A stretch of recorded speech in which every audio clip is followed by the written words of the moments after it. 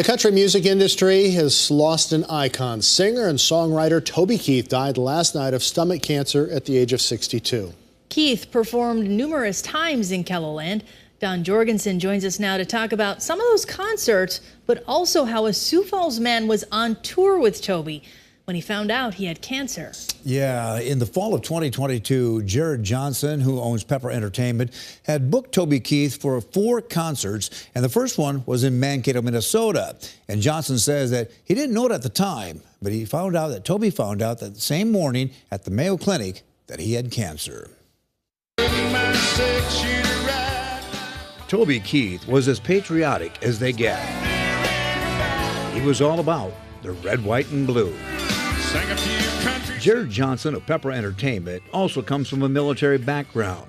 He says Keith appealed to our viewers in KELOLAND for many reasons. And I just think he had such a huge passion for South Dakota and the Sturgis rally, and just loved our state.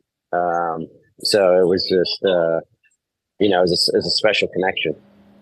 In 2021, when the pandemic was still lingering, Johnson was the first promoter in the country to book a live concert at the Premier Center. Toby Keith. I remember getting calls from, managers and agents like in Los Angeles and around the country saying, "Are these full capacity arena shows or what?"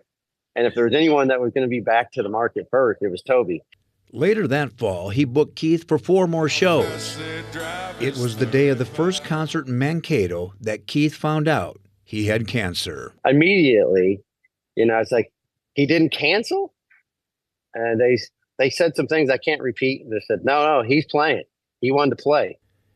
Keith also played at the South Dakota State Fair in 2018 and put on a memorable performance. One of the things that stands out at the fair's performance is towards the end of the show, he invited military men and women up on stage with him while he sang courtesy of the red, white, and blue.